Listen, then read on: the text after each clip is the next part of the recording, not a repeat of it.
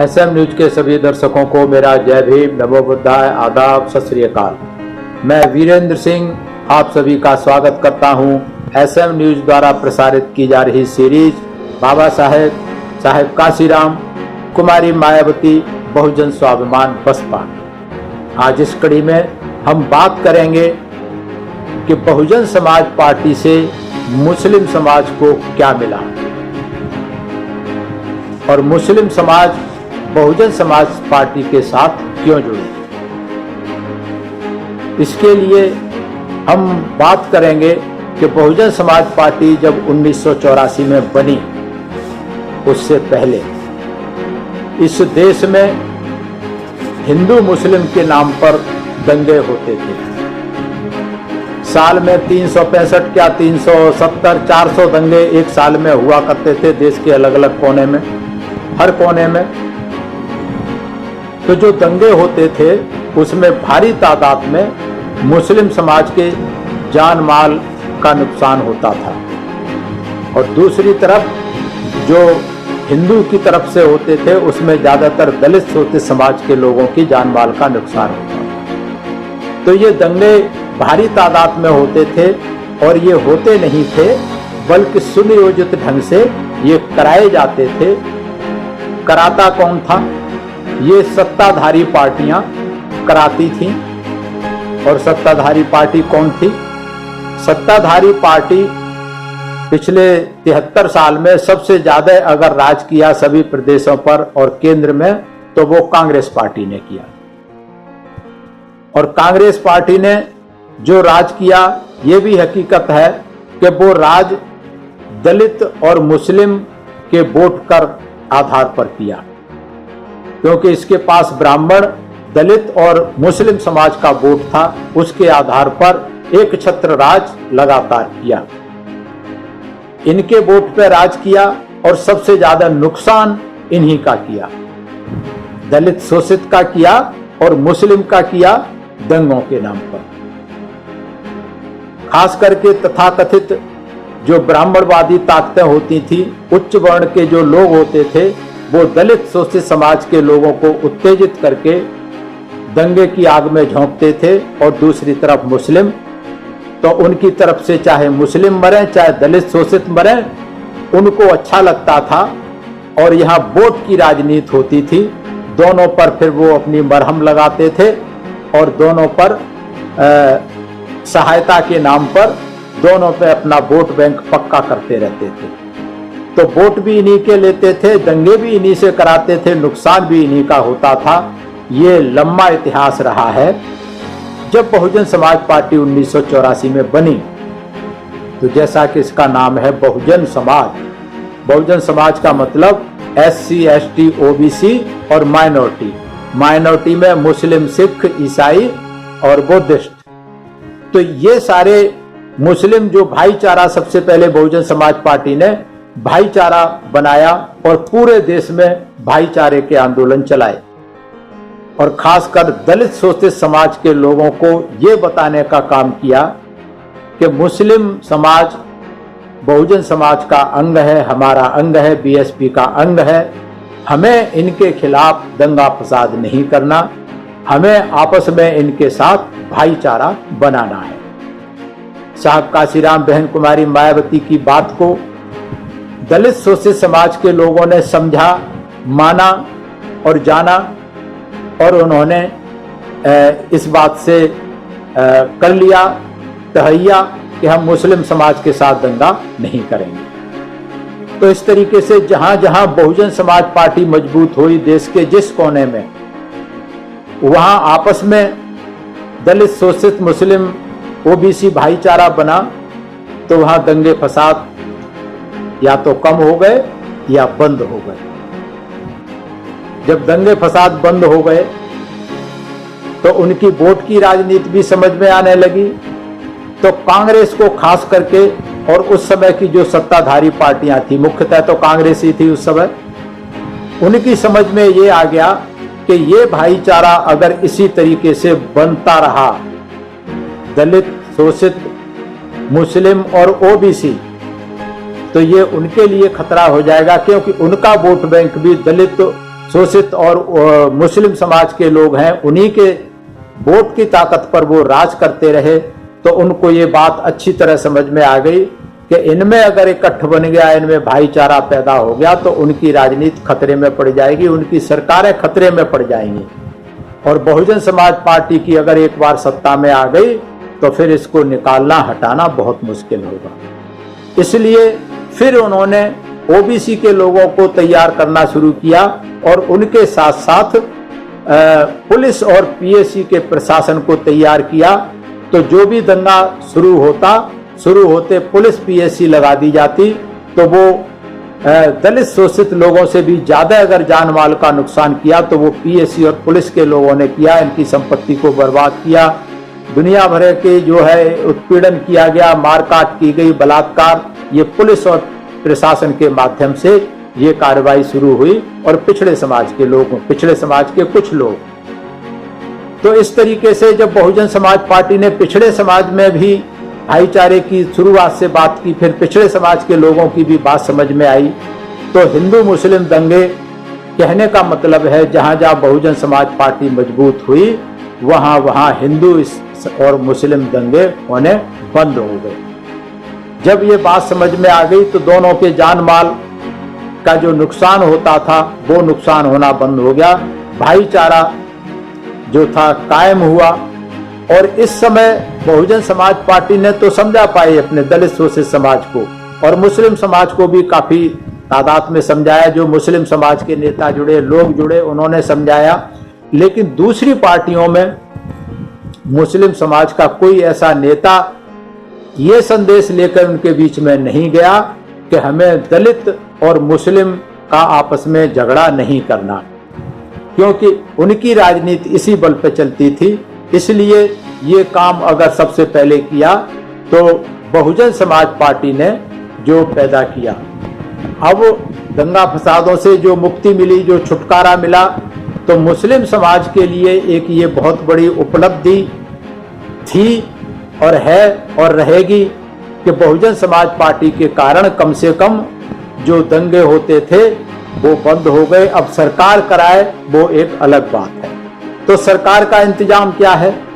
अब जब सरकार कराने लगी है पुलिस पीएसी के द्वारा, तो उसका इलाज ये है कि दलित शोषित बहुजन समाज मिलके, मुस्लिम समाज मिलके आपस में और ज्यादा भाईचारा बना करके अगर हम अपनी सरकार बना लेंगे तो फिर सरकार में जो पीएसी और पुलिस का जो नाजायज उपयोग होता है दंगे कराने में, वो भी सरकार बनने पर हम रोक सकते हैं। तो ये जो दंगे की राजनीति है ये हमेशा के लिए बिल्कुल समाप्त हो सकती है। इस पर मुस्लिम समाज के लोगों को चिंतन मनन करना चाहिए। बहुजन समाज पार्टी, एक फर्क यह है दूसरी पार्टियों में, बहुजन समाज पार्टी में, कि बहुजन समाज पार्टी सिर्फ वोट की राजनीति नहीं करती। बहुजन समाज पार्टी जो कहती है वो करती है, और जो करती है वही कहती है। जबकि दूसरी पार्टियां सभी, जितनी दूसरी जो ब्राह्मणवादी सोच की पार्टियां हैं, वो करती कम है, प्रचार ज्यादा करती हैं, और उस प्रचार में हमारे भोले भाले लोग गुमराह हो जाते हैं, भ्रमित हो जाते हैं, और वोट डालने के टाइम पर वो गुमराह होकर के दूसरी पार्टियों को वोट कर देते हैं, जिससे बहुजन समाज पार्टी के वोट कम रह जाता है और सत्ता शासन से दूर रह जाते हैं। तो इस चीज को हमें समझना चाहिए कि बहुजन समाज पार्टी ने नारा दिया, जिसकी जितनी संख्या भारी उसकी उतनी हिस्सेदारी। और ये सिर्फ नारा ही नहीं दिया, इसको धरातल पर भी करके दिखाया।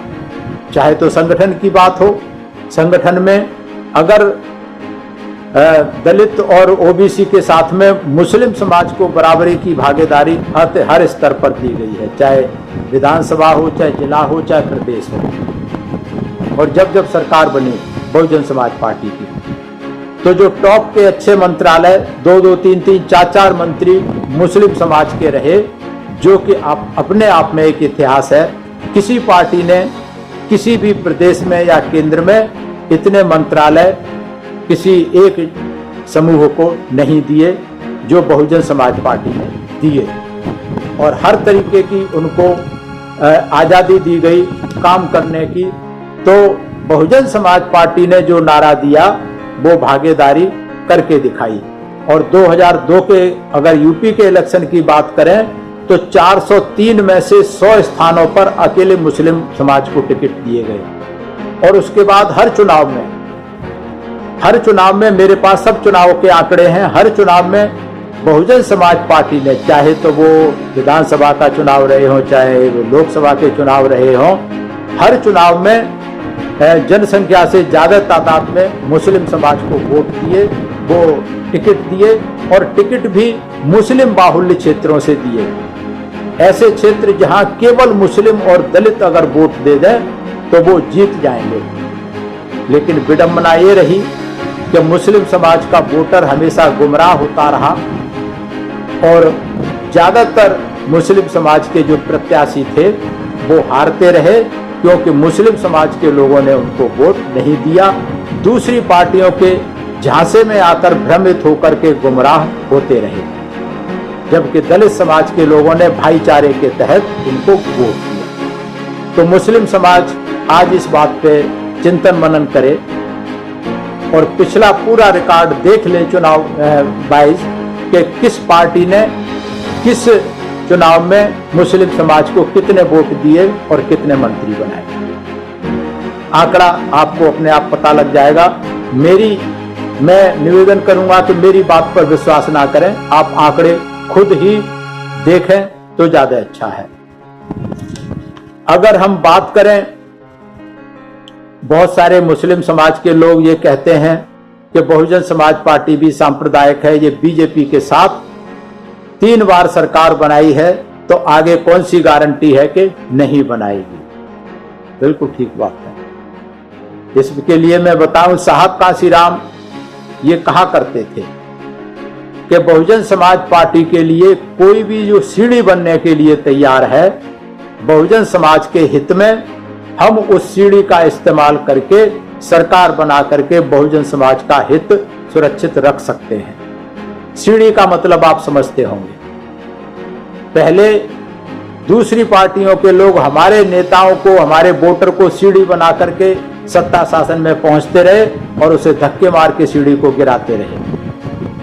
तो जब बहुजन समाज पार्टी इस स्थिति में आ गई कि वो भारतीय जनता पार्टी जैसी मजबूत पार्टी को सीढ़ी बना करके इस्तेमाल कर सकती है, तो हमें खासकर बहुजन समाज के सभी लोगों को इस बात पर गर्व होना चाहिए। नंबर 2, सरकार बीजेपी के समर्थन से बनाई जरूर, चलाई जरूर, लेकिन उसमें किया क्या, यह देखना ज्यादा महत्वपूर्ण है। उसमें मुस्लिम समाज का कहीं अहित हुआ हो 1% भी, तो मुस्लिम समाज के लोग इस चीज का एनालिसिस करें। और फायदा कितना हुआ, जो मैंने अभी बताया, ज्ञानवापी मस्जिद और शाही मस्जिद को गिराना चाहते थे मथुरा और काशी में, वो बहुजन समाज पार्टी ने नहीं होने दिया। उसकी वजह से बहन कुमारी मायावती ने सरकार में ठोकर मार दी, मुख्यमंत्री पद में ठोकर मार दी, लेकिन मुस्लिम समाज के जान माल ईमान पे और वहां जो माहौल खराब नहीं होने दिया, सांप्रदायिकता पैदा नहीं होने दी। बहुजन समाज पार्टी सरकार चला सकती थी। अगर मुस्लिम विरोधी होती या मुस्लिम का भला ना चाहती तो फिर बहन कुमारी मायावती मुख्यमंत्री की कुर्सी में ठोकर ना मारती। दूसरी बार जब सरकार बनती है, दूसरी बार भी भाजपा कोशिश करती है नाजायज दबाव बनाने की, खास करके इन जो मुस्लिम जो क्षेत्र है, राम मंदिर हो गया, चाहे कृष्ण मंदिर हो गया, चाहे बनारस का हो गया, फिर दबाव बनाया, अननेसेसरी की शर्तें लगाने की कोशिश की, तो 6 महीने के बाद बहन कुमारी मायावती ने फिर लात मार दी। बहन कुमारी मायावती चाहती तो इसको पूरे 5 साल चला सकती थी, लेकिन बहुजन समाज के हित में, दलित पिछड़े के समाज के हित में, मुस्लिम समाज के हित में फिर सरकार को लात मार दी। और तीसरी बार जब सरकार बनी 1.5 साल चली। तीसरी बार भी यही हुआ कि तीनों बार बहुजन समाज पार्टी ने अपनी विचारधारा से समझौता नहीं किया। जो विचारधारा बहुजन समाज पार्टी की है, जो नीति है, उससे समझौता नहीं किया।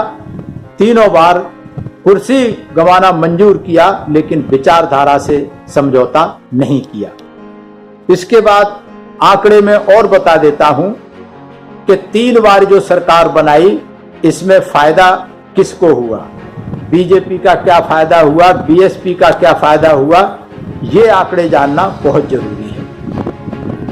क्योंकि मुस्लिम समाज के लोग चाहते हैं कि बीजेपी खत्म होनी चाहिए, बीजेपी को सत्ता में जाने से रोकना चाहिए।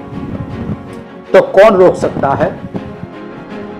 इसका उदाहरण मैं देना चाहता हूं, इसका एनालिसिस देना चाहता हूं, इसके आंकड़े देना चाहता हूं कि जब 1991 में चुनाव हुए थे तो बीजेपी की 221 सीटें थीं और बहुजन समाज पार्टी की 12 सीटें थीं और उस समय बीजेपी की एब्सोल्यूट मेजॉरिटी की सरकार थी, कल्याण सिंह मुख्यमंत्री थे। 92 में जो मस्जिद गिराई वो कल्याण सिंह ने और कांग्रेस ने मिलकर के गिराई थी। उसके बाद जो 93 में चुनाव हुए, एसपी बीएसपी ने मिलकर के चुनाव लड़ा था, तो बीएसपी की 67 सीटें आई थीं और कांग्रेस की 176 सीटें आई थी। 176 कांग्रेस की थी और दोगुने का फर्क था, लेकिन बीएसपी ने जो सरकार बनाई वो बीजेपी ने मजबूरी में समर्थन दिया था मुलायम सिंह को रोकने के लिए और बिना शर्त समर्थन दिया था, जबकि उसकी 176 सीटें थीं, बहुजन समाज पार्टी की 67 सीटें थीं। और उसके बावजूद भी जो 4.5 महीने सरकार चलाई, बहन कुमारी मायावती ने अपनी शर्तों पे अपनी नीति पर चलाई, बीजेपी की एक नीति को भी हावी नहीं होने दिया। जब हावी होने की कोशिश की तो मुख्यमंत्री की कुर्सी को लात मार। दोबारा जब चुनाव होते हैं 1996 में, किसी पार्टी को मेजॉरिटी नहीं मिलती, दोबारा चुनाव में बीएसपी को 67 की 67 ही सीटें मिलती हैं, लेकिन कांग्रेस की 2 सीटें कम हो जाती हैं, 174 आती हैं। फिर बीजेपी मजबूरी में समझौता करती है और बीएसपी की शर्तों पर समझौता करती है और बीएसपी की मुख्यमंत्री बहन कुमारी मायावती पहले 6 महीने के लिए बनती हैं और उस 6 महीने में उन्होंने 6 साल के बराबर काम किए। मुस्लिम समाज के लिए क्या क्या काम किए, ये बहुत लंबी लिस्ट है, फिर किसी दिन बताऊंगा, पीछे बता चुका हूं। उसके बाद जब बीजेपी ने फिर दबाव बनाने की कोशिश की तो फिर बहन कुमारी मायावती ने 1.5 साल के बाद मुख्यमंत्री की कुर्सी को लात मार दी, लेकिन अपनी विचारधारा से, बहुजन विचारधारा से, बहुजन नीति से समझौता नहीं किया। खास करके दलित और मुस्लिम का जो भाईचारा बन रहा था, जो मान सम्मान और स्वाभिमान बन रहा था, जो बहुजन समाज में प्रतिष्ठा बन रही थी, जो इज्जत मिल रही थी, उसके साथ समझौता नहीं किया। और ये जो 3 सरकारें बीजेपी के समर्थन से बनी, इसमें अल्पसंख्यक समाज को, मुस्लिम समाज को पूरा भयमुक्त वातावरण दिया गया, जो कि हमेशा डरा रहता था, दंगे की आग में फंसा रहता था, उससे बिल्कुल निकल गया और उनका आत्मविश्वास, आत्मसम्मान बढ़ा। उनके जो कल कारखाने, जो उनके काम थे, रोजगार थे, वो आराम से कर सके। उसके बाद दोबारा जब चुनाव हुआ 2002 में बीएसपी के 98 एमएलए आए और बीजेपी के 88 रह गए। जो 221 बीजेपी के एमएलए थे वो तीसरे चुनाव में 88 रह गए और फिर तीसरी बार भी बीजेपी की मजबूरी का फायदा उठा करके बहुजन समाज पार्टी ने सरकार बनाई और अपने एजेंडे पे, अपने हिसाब से, अपने मतलब से चलाई। अल्पसंख्यक और दलित शोषित समाज के हित में, बहुजन समाज के हित में जो काम करने थे, दादागिरी के साथ में किए। भयमुक्त समाज की स्थापना की। जो गुंडे और दादा होते थे, जो खासकर मुस्लिम समाज को और दलित शोषित समाज का उत्पीड़न करते थे, उनको जेलों के अंदर ठूंस दिया। ये सबके सामने है, ये सिर्फ मेरे कहने की बात नहीं है। तो जब दोबारा डेढ़ साल तक सरकार चली, 1.5 साल के बाद फिर ठोकर मार दी। फिर जब चुनाव हुए 2007 में, 2007 में जब चुनाव होते हैं तो फिर वहां बीएसपी को 200 सीटें मिलती हैं, 206 सीटें, और बीजेपी की 51 सीटें रह जाती हैं। तो ये गणित आपके सामने है। एब्सोल्यूट मेजॉरिटी की सरकार बीएसपी की बनी और बीजेपी की जो 221 सीटें थी 1991 में, वो 51 रह गई। किसकी वजह से? बहुजन समाज पार्टी की वजह से, बहुजन समाज की वजह से, दलित, पिछड़े और मुस्लिम की वजह से, जो उन्होंने भाईचारा बना, जो वोट की कीमत को समझा। तो ये गणित सीधा सीधा आपके सामने है। जैसे उत्तर प्रदेश में बीएसपी ने बीजेपी को खत्म किया, उनके साथ सरकार में सरकार बना के, तो ये गणित आपके सामने है कि जब बीएसपी बीजेपी को सरकार में शामिल होकर के खत्म कर सकती है, तो फिर बीजेपी को बिना शामिल हुए भी खत्म कर सकती है। अगर आज की तारीख में उत्तर प्रदेश की बात करें या पूरे देश की बात करें, अगर बीजेपी का कोई पार्टी मुकाबला कर सकती है तो वो सिर्फ और सिर्फ बहुजन समाज पार्टी है। कोई दूसरी पार्टी में आज इतनी ताकत नहीं है जो बीजेपी को रोक पाए, बीजेपी का मुकाबला कर पाए।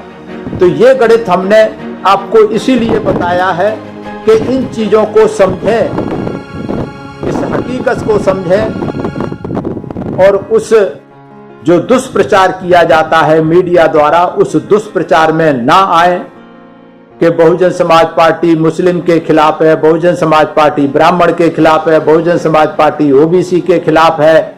आज बहुजन समाज पार्टी से दलित वोट भी खिसक रहा है। तो तरीके तरीके के ये किस्म किस्म के भ्रामक जो दुष्प्रचार किए जाते हैं, मेरा बहुजन समाज के सभी अंगों से निवेदन है कि इस भ्रामक प्रचार में ना आए।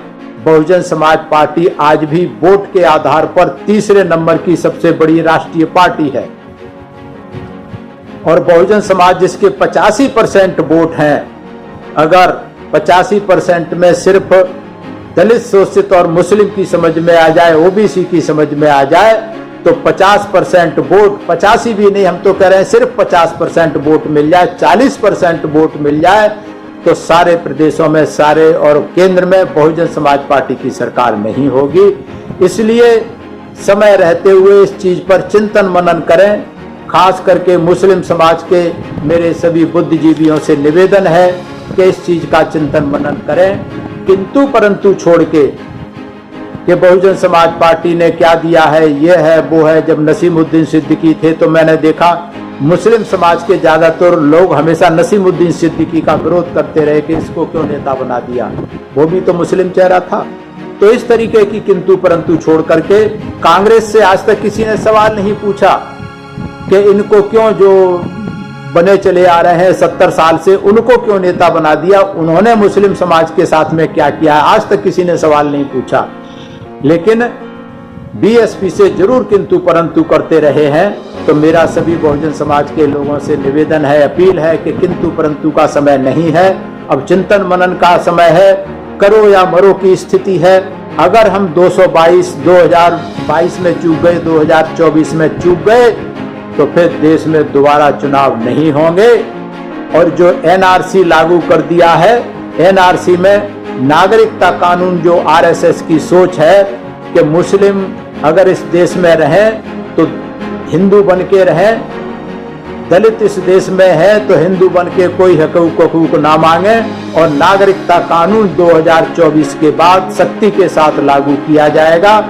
और जिसके पास 1951 से पहले का सबूत नहीं है, सबूत डॉक्यूमेंट्री एविडेंस चाहिए, कागजी सबूत चाहिए, जिसके पास वो सबूत नहीं होगा, उनके न आधार कार्ड मिलेगा, न वोटर कार्ड मिलेगा, न बैंक में अकाउंट खुलेगा, न पढ़ने का मौका मिलेगा, न काम करने का मौका मिलेगा, न नौकरी मिलेगी। तो ये एजेंडा आरएसएस का है कि मुस्लिम दलित अगर इस देश में रहना चाहता है तो बिना किसी अधिकार के गुलाम बन करके रहे तो ठीक है, नहीं तो वो देश छोड़ दे। और 2024 के बाद वो लागू होगा, फिर हमारे पास सोचने समझने का मौका नहीं मिलेगा। वोट डालने का अधिकार नहीं मिलेगा। इसलिए ये अंतिम मौका है। इसलिए मेरी बात पे गौर करें, बहुजन समाज पार्टी की जो विचारधारा है उस पर गौर करें और समय रहते हुए चिंतन मनन करें। इसी के साथ आज का वक्तव्य मैं यही समाप्त करता हूं, इस निवेदन के साथ कि बहुजन समाज इस बात पर चिंतन मनन करे, बुद्धिजीवी लोग इस बात पर चिंतन मनन करें और अपने अपने समाज को एक दिशा की तरफ देने का काम करें, सोचने के लिए मजबूर करें और अपने आगे आने वाली पीढ़ियों के भविष्य को सुरक्षित करने के लिए हमें कुछ करना चाहिए। सभी को मेरा जय भीम, खुदा हाफिज, नमो बुद्धाय। अगर आपने अभी तक हमारा चैनल सब्सक्राइब नहीं किया है तो सब्सक्राइब करें और घंटी का बटन बिल्कुल भी दबाना ना भूलें ताकि सभी लेटेस्ट खबरें पहुंच सकें आप पे सबसे पहले।